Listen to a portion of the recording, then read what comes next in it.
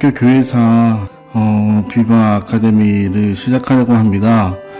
저도 이렇게 유튜브로 이렇게 영상을 찍고 수업을 하는 것은 처음이라서 잘할지는 잘 모르겠지만 한번 처음 하는 것이라서 걱정도 많이 됩니다. 하지만 여러분들 성도님들께서 처음이니까 이해해 주시고요. 너그러운 마음으로 오늘 첫 강의를 봐주셨으면 감사하겠습니다. 일단 저희 강의를 이렇게 선택해 주셔서 감사하고요. 오늘 한번 첫 강의를 시작해 보도록 하겠습니다. 사실 기독교는 역사의 종교입니다. 그리스도인들에게 가장 중요한 것은 기독교의 관점으로 세상을 바라보고 이해하고 세상 속에서 살아가는 것입니다. 그래서 목회자나 기독교 리더들은 성서의 메시지나 텍스트를 보통 사람들이 살아가는 삶의 터전과 연결시켜서 해석해주는 매개자의 역할을 하는 것이 굉장히 중요합니다. 그리스도인이 살아가야 할 사명의 자리는 사실 교회가 아니라 세상입니다. 제가 요즘 많이 얘기하고 싶은 것이 있는데 그것이 뭐냐면 우리가 신앙생활을 한다고 하잖아요. 신앙생활은 사실 교회에서 하는 것이 아닙니다. 교회에서 하는 것이 아니에요. 신앙생활은요, 세상에서 하는 것입니다. 사실 한국교회는 사실 이 부분을 굉장히 잘못 가르치고 있다고 저는 생각합니다. 우리는 보통 신앙생활을 교회에서 한다고 생각하는데 신앙생활은 세상에서 하는 것입니다. 그러니까 일주일 동안 우리가 평일 모든 날이 주님의 날이기는 하지만 그러니까 월요일부터 토요일까지 우리가 세상에서 신앙생활을 하는 거예요. 세상에서 신앙생활을 하고 주일날 잠깐 교회에 와서 쉬는 겁니다. 그리고 교인들끼리 와서 잠깐 쉬면서 그동안 힘들었고 어려운 점들 그리고 마음 아팠던 것들 상처들을 잠깐 모여서 나누는 겁니다. 그리고 하나님께 예배 드리는 거예요. 그리고 다시 힘을 얻고 재충전해서 다시 세상으로 나가는 거예요. 그리고 세상에서 우리가 신앙생활을 하는 겁니다.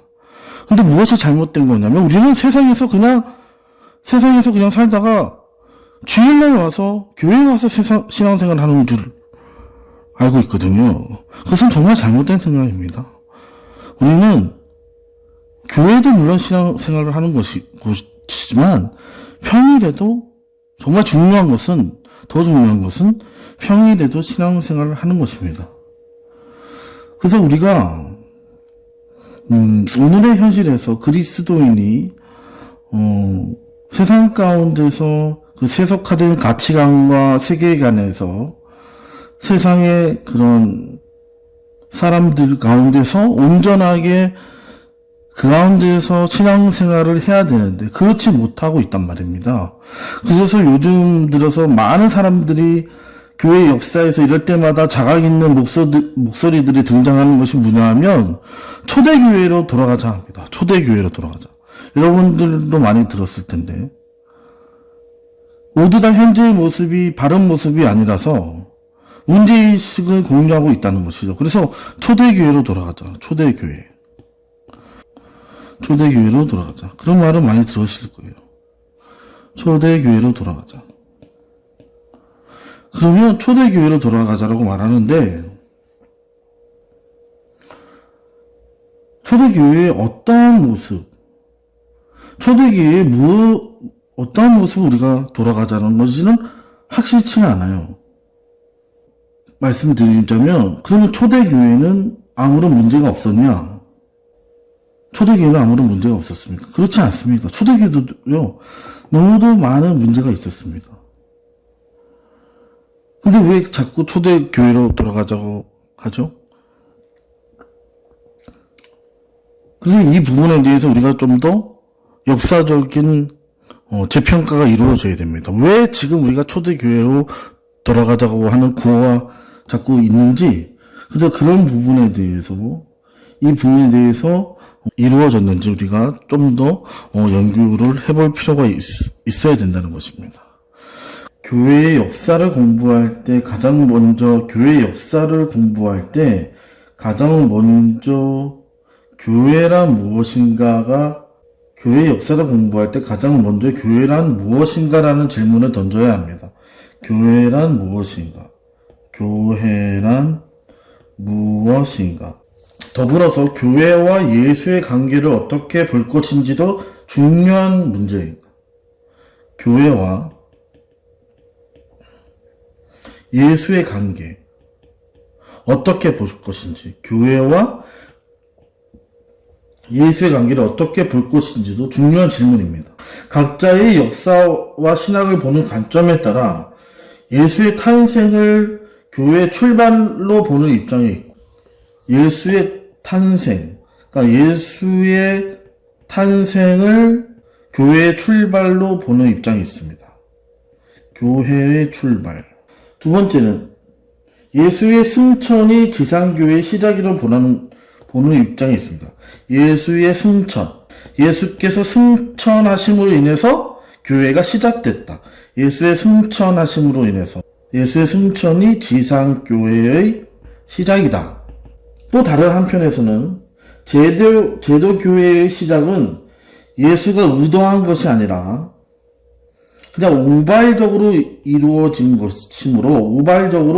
것이기 때문에 정확하게 언제 교회가 시작되었는지 알 수가 없다. 우발적으로 시작되는 것이기 때문에 알 수가 없다. 우발적인 것이기 때문에 알 수가 없다 하는 주장도 있습니다. 그래서 보통 세 가지로 이어지는데, 그래서 이런 다양한 시각 중에 어떤 견해를 수용할 것인지에 따라 초대교회를 이해하는 틀이 다르게 형성됩니다. 먼저 가장 보수적이라고 할 수 있는 견해로 카톨릭 교회의 관점을 둘 수 있습니다. 어떻게 보면 제일 중요하다고 볼 수가 있는데, 중요하다라고 한 것은 제일 재밌는 부분인 것 같아요. 그러니까 예수의 탄생을 교회 출발로 보는 입장입니다. 예수의 탄생을 교회 가장 보수적이죠. 가장 보수적 로마 카톨릭이죠. 카톨릭 교회. 좀 더 정확하게 표현하자면 교회와 그리스도의 몸을 동일시하는 관점입니다. 그러니까 교회와 그리스도의 몸을 동일시합니다. 그러니까 교회의 출발은 예수의 성육신으로 볼 수 있다는 것입니다. 그래서 이 관점에서는 예수가 이 땅에 왔을 때 자신을 통해서 이 땅에 교회를 세울 분명한 의도가 있었다고 보는 것입니다. 그리고 이들은 교회는 곧 예수 그리스도의 몸이라는 의식을 중요한 신학적 전제로 삼고 있습니다. 그러니까 교회는 예수 그리스도의 몸이라는 것이죠. 예수 그리스도의 몸. 그러니까 교회는 예수 그리스도의 몸이다. 이렇게 되는 겁니다.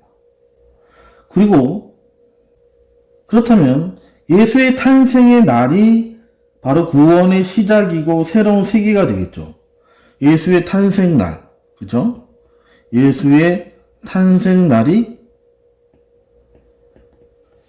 바로 구원의 시작입니다. 새로운 세계가 열리고 새로운 실존의 시작이자 교회의 시작이라고 봅니다. 이러한 견해는 카톨릭이 가장 오랜 전통을 가지고 있는 서유럽에서 보편적으로 받아들여지고 있습니다. 그래서 서유럽 기독교에서 가장 중요하게 받아들여지는 날이 언제입니까? 바로 성탄절이 되는 것입니다. 그러니까 성탄절.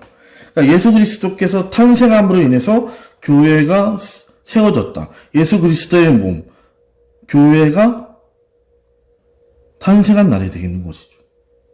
그래서 구원의 시작을 바로 예수의 탄생으로 보는 것입니다. 그러니까 조금만 신학적으로만 따져만 봐도 구원의 완성이라는 면에서는 부활절이 더 중요한 날입니다. 그죠? 또 예수가 십자가에 못 박힌 날, 혹은 성령이 강림한 오순절도 신학적으로 더 중요하다고 볼 수 있습니다. 그럼에도 성탄절이 가장 중요하다는 것은 대중에게 아주 오랫동안 인식되어 왔습니다. 그래서 이것이 서유럽 카톨릭의 오래된 신학적 전통의 영향이라고 볼 수 있는 것입니다. 그래서 앞서 교회를 그리스도의 몸이라고 했습니다. 그래서 교회가 그리스도의 몸이라고 할 때 어떤 해석이 가능해질까?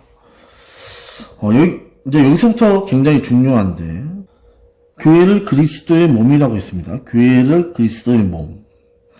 교회는 그리스도의 몸이라고 했을 때 어떤 해석이 가능해질까? 로마 카톨릭 예배 의식에서 가장 중요한 핵심이 뭐죠? 성찬이죠. 그죠? 성찬입니다.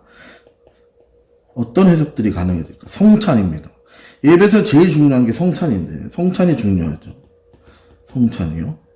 성찬식에서 사제가 물과 포도주를 예수의 피와 살로 만드는 것입니다. 그죠? 여기에서 개신교와 카톨릭이 첨예하게 분리됩니다. 그러니까 성찬으로 인해서 카톨릭과 개신교가 완전히 분리됩니다.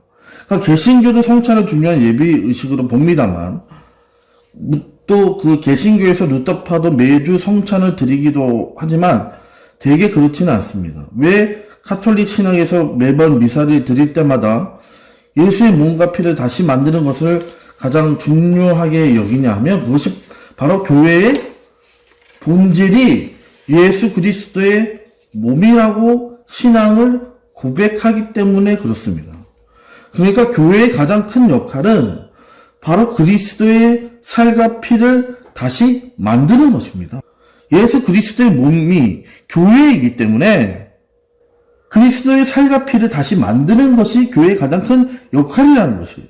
그렇기 때문에 카톨릭 성찬에 참여하는 사람들에게 교회란 실제로 성찬대의 빵과 포도주가 예수의 살과 피로 변화되는 기적에 동참하는 공동체라는 의미가 생기는 것입니다. 그래서 카톨릭의 신학에서는 그리스도의 살과 피가 임재하지 않는 예배는 참된 예배라 할 수가 없는 것입니다. 그래서 오늘날 대부분의 카톨릭 교리들이 공식화된 것은 13세기 초반입니다. 13세기 초반. 그러니까 1215년인데 여기 라테란 공의회라는 그런 회의가 있는데 거기서 그 하체설이 나옵니다. 하체설. 하체설이 뭐냐면,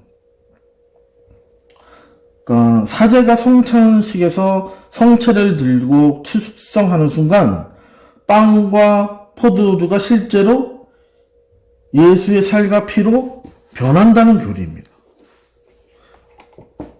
그러니까 그게 상징성이 아니라 정말로 변한다는 거예요. 이해가 되십니까? 그러니까 사제가 축사를 하면 그 축성하는 순간 빵과 포도주가 실제로 예수의 살과 피로 변한다는 교리입니다. 그렇게 되면 남아있는 것은 눈에 보이기에는 여전히 빵과 포도주이지만 그 실체를 상실하게 됩니다. 그러니까 사제가 축성하는 순간 기적이 일어나게 된 것입니다. 그러니까 매주 미사를 드릴 때마다 이 땅에 살아있는 예수의 살과 피를 우리 눈으로 만나게 되는 것입니다. 그러니까 정말 그 빵과 포도주가 정말 예수 그리스도의 살과 피로 변한다고 이 사람들은 믿는 것입니다.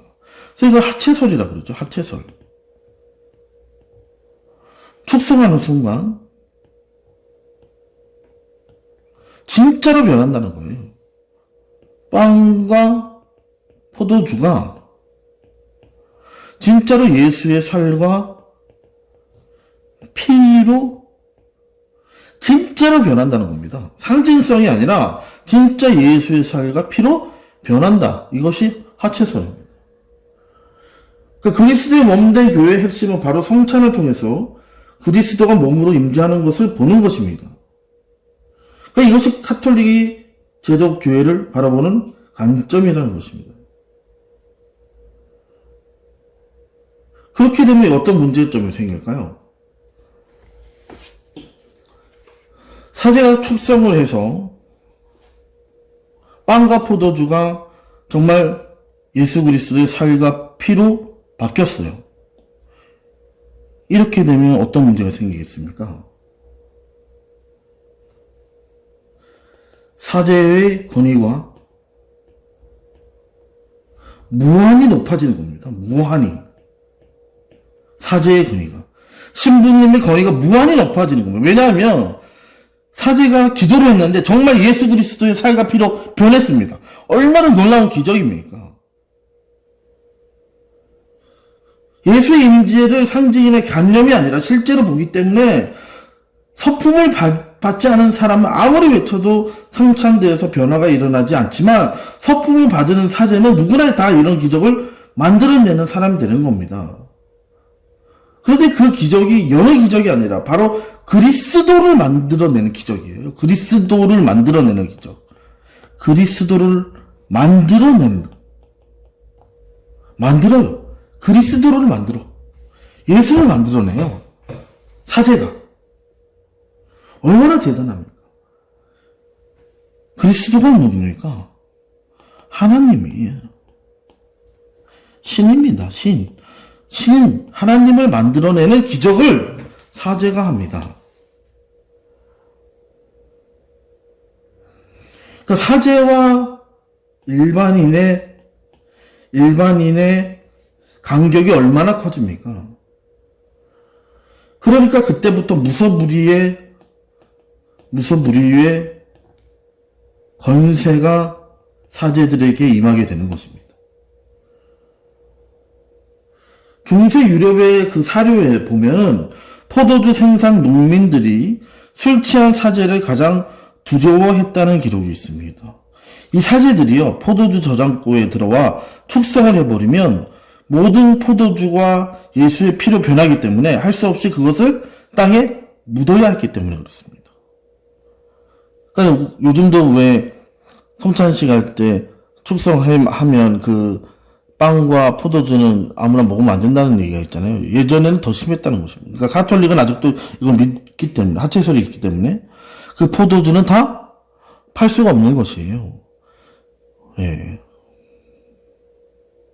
포도주 저장고에 있는 그 모든 포도들은 그냥 땅에 묻어야 했기 때문에 포도주 생산 농민들은 술 취한 사제들을 제일 무서워했다는 얘기가 있습니다.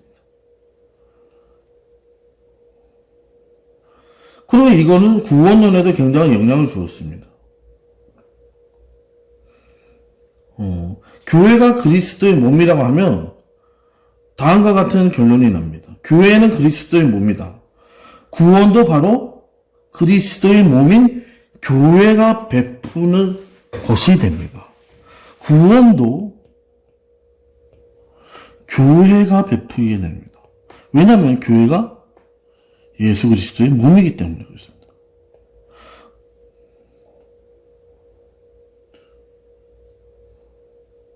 그러니까 교회도 신적인 기관이 되어버린 거죠. 교회도 신적인 기관이 되어버립니다. 신적인 기관. 구원이라는 것은 예수를 매개로 얻는 개인적인 것이 있지만 점차로 교회라는 매개를 통해 얻는 것이 되어버리는 것입니다. 그래서 이것이 가톨릭 신앙에서 교회 밖에는 구원이 없다는 신학으로 연결되어 버리는 것이죠. 그래서 가톨릭에 가면 교회 밖에는 구원이 없다라는 말이 있어요. 구원이 없다. 이게 그래서 나온 겁니다. 예수 그리스도의 몸이 교회이기 때문에 교회 밖에는 구원이 없다. 이게 이렇게 해서 나오는 게 되는 것입니다. 그래서 마틴 루터가 깨트린 것이 바로 이런 겁니다. 루터가 구원이 교회에 베푼 것이 아니라 그리스도가 베푸는 것이다. 그래서 루터는 교회가 구원을 주는 것이 아니라 개인적으로 예수 그리스도를 영접할 때 구원을 얻는다고 주장한 것이죠. 그래서 복음으로 예수 그리스도를 믿음으로 구원을 얻을 수 있다고 종교계에서 그렇게 얘기하게 되는 것입니다. 카톨릭처럼 교회를 정의해버릴 때 교회와 예수 그리스도는 동일한 권위를 지니게 됩니다. 그래서 구원에 대한 책임이 그리스도에게 있듯이 교회도 사람들의 구원이 이끌 책임을 느끼게 되는 것입니다. 이 논리로 발전한 것이 12세기에 접어들면서 틀을 갖춘 카톨릭의 칠성사죠. 칠성사. 카톨릭의 칠성사가 됩니다. 그러니까 카톨릭은 태어나서부터 죽을 때까지 7차례의 성스러운 의식에 참여함으로써 안전한 구원의 여정을 갈 수 있다고 말합니다. 그래서 그리스도가 구원의 결정권을 가지고 있지 않고 교회가 그 권세를 지닌다는 이 대담한 주장이 어떻게 가능해졌을까요? 바로 교회가 그리스도의 몸이라는 이 주장 때문에 나온 것입니다. 이 주장으로 생기는 큰 문제는 교회와 그리스도의 관계는 남아있지만 신자 개인과 예수 그리스도의 개인적이고 인격적인 관계는 사라지게 되는 것입니다. 그래서 이것이 굉장히 문제가 되는 것이죠. 그 외에도 여러 가지 많은 문제가 있죠. 예수와 교회가 성립신으로 연결되기 위해서는 예수가 본래 이 땅에 올 때부터 교회를 세워두기를 염두에 두었다는 것이 또 전제되어야 합니다. 그래서 카톨릭에서는 이 전제하에서 예수의 지상 사역이 이루어졌다고 말합니다. 이 땅에 올 때부터 교회를 세우기를 염두에 두었고, 그래서 교회를 위해 12제자들을 불렀고, 그 중에 교회의 반석으로 사도 베드로로 택한 것이 됩니다.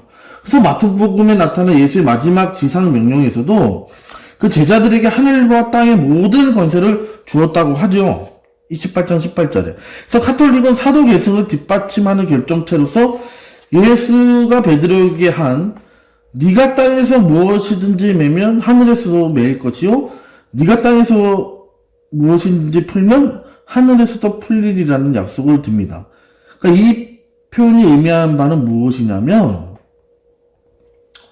맨 처음 예수가 교회를 세울 때 직접 교회를 주관하고 다스렸다. 그러니까 이제 예수는 십자가에서 죽음을 맞게 되고 부활이 약속되어 있지만 예수는 부활 이후 승천한다. 그래서 이제 지상에 남겨진 권한을 베드로와 그 후계자인 사제들에게 동일하게 전승되었다는 것입니다. 그래서 그러므로 예수가 이 땅에서 베푼 기적의 역사를 이룰 수 있는 능력과 이 땅에서 매고 풀면 하늘에서도 매고 풀리는 초월적인 능력을 바로 예수가 직접 선택한 사도들, 그 중에서도 베드로를 통해서 이 땅에서 이어간다는 것입니다. 그래서 이 때문에 카톨릭에서는 교황을 그리스도의 대리자라고 합니다. 그래서 마이클 오브 크라이스트라고 하죠. 처음부터 교황을 그리스도의 대리자라고 부른 것은 아닙니다. 그러니까 처음에는 교황을 베드로의 대리자라고 불렀죠. 마이클 오브 피트라고 해서.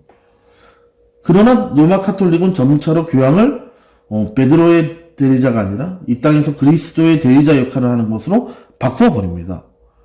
네. 마이클 오브 피터. 그리고 그뿐 아니라 모든 사제가 바로 예수의 대리자로 동일한 권세를 지녀서 예수와 동일한 사역을 감당하게 해버립니다. 그래서 이 논리가 바로 사제가 성체를 축성하면 그리스도의 살과 피를 만들게 된다는 하체설이죠. 그죠? 또 그것이 실제로 예수라는 교리로 발전하게 되는 것입니다.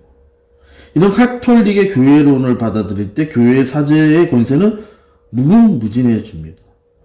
그래서 카톨릭 사제는 무소불위의 권한을 받게 되는 것입니다. 그렇기 때문에 로마 카톨릭, 정확하게 말하면 로마 카톨릭이죠. 이들의 그 교리는 굉장히 무섭습니다. 그렇기 때문에 어떤 사람들은 이단이라고도 많은 사람들이 말하고 있는데, 이걸 받아들이기에는 굉장히 우리는 어렵죠. 예. 굉장히 문제가 있는 교리들입니다. 여러분.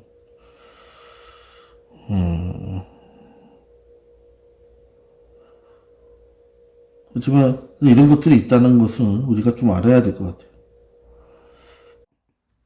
부활의 의미를 제대로 이들은 알지를 못했습니다. 만약에 예수가 이 땅에 와서 사역 그 초기부터, 즉 성육신부터 교회를 시작했다면 제자들은 그에 대한 충분히 이해를 하고 있어야 마땅했습니다. 그리고 또 제자들은 예수가 십자가에 죽기 전에 그 사역을 이어받을 준비를 하고 있어야 했습니다. 그것이 정답일 겁니다. 하지만 제자들은 전혀 이해를 못했어요. 전혀 이해하지는 못했습니다. 제자들은. 예수는 지상 사역의 목표를 십자가와 부활을 통해서 완성했지만 십자가와 부활을 통해서 지상 사역의 목표를 완성했지만 제자들은 그 의미를 완벽하게 소화하지 못했습니다. 또 어떻게 살 것인지 작정도 하지 못했습니다. 그래서 예수 죽음 이후에 그들은 물고기를 잡으러 가노라 하고 갈릴리로 떠났죠. 그런데 이들의 삶이 언제부터 바뀌게 되는가 하면 바로 예수 부활 이후 승천하기 전까지 그 40일 동안 40일 동안의 가르침으로 바뀝니다. 이 기간을 통해서 예수는 제자들에게 왜 십자가에 죽고 부활했는지, 왜 죽고 부활했는지, 그리고 그것이 제자들과 인간들이 어떤 의미가 있는지를 하나하나 깨닫게 설명합니다. 그리고 예수의 부활 승천 전으로 바뀐 제자들의 모습에 대해서 성서는 기록하고 있습니다. 그러니까 예수의 부활 승천 이전과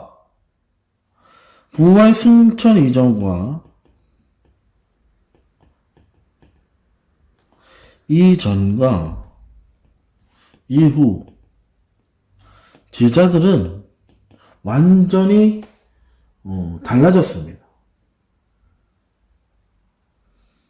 그러니까 사도행전에 그려진 제자들의 모습에서 자충우도라는 복음서의 제자들의 모습을 연상하기는 쉽지 않습니다.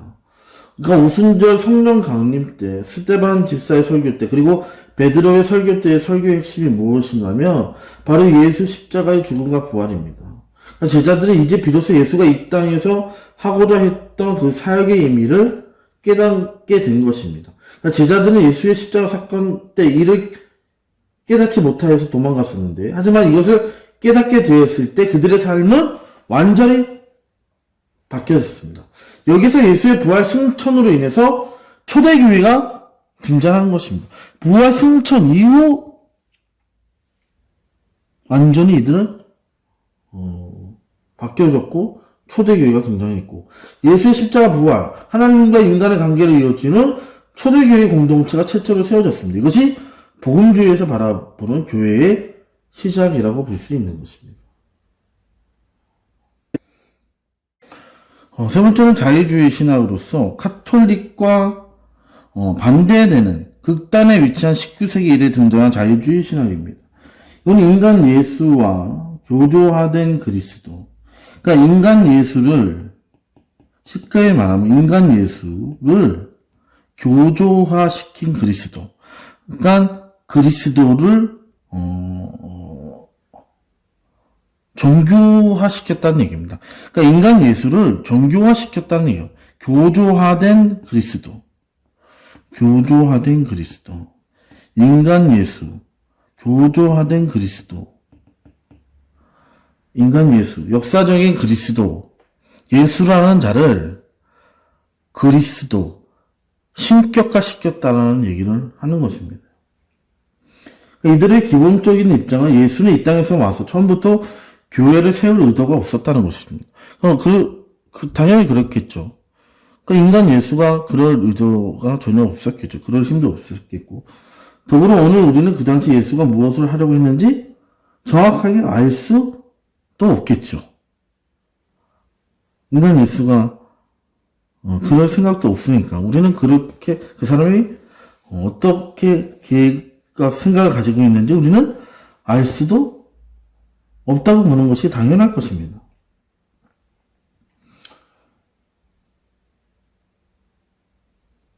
예수가 이 땅에서 한 사역의 핵심은 하나님의 부르심을 받은 선지자로서, 그러니까 하나님의 부르심을 받은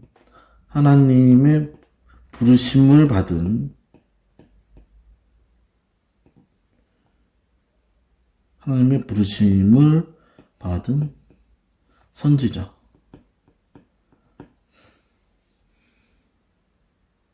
하나님이 제시한 율법, 계명의 뜻을 재해석하는 데 있다는 것입니다.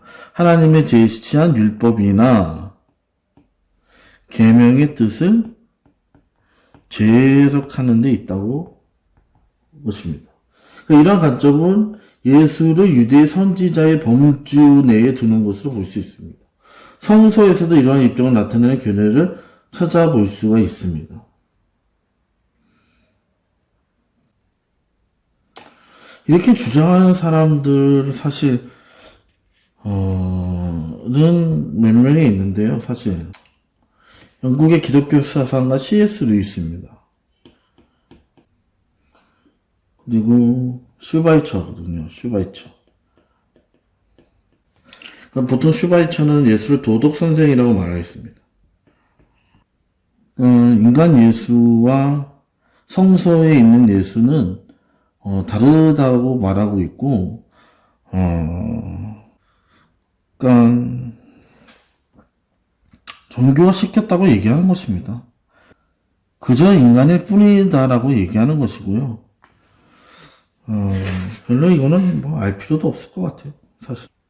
첫 시간이라서 오늘은 교회론까지만 하려고 합니다. 오늘 영상을 편집하면서 다음에는 어떻게 할지 좀 더 생각해보고 고민하려고 합니다. 들어보시고 그리고 또 친한 분들과 또 얘기하면서 부족한 것들 아니면 좀 더 개선해야 할 부분들 얘기 나눠서 더욱더 고쳐나가도록 하겠습니다. 오늘 첫 강의 끝까지 들어주셔서 감사합니다. 이상 오늘 첫 강의를 마치겠습니다.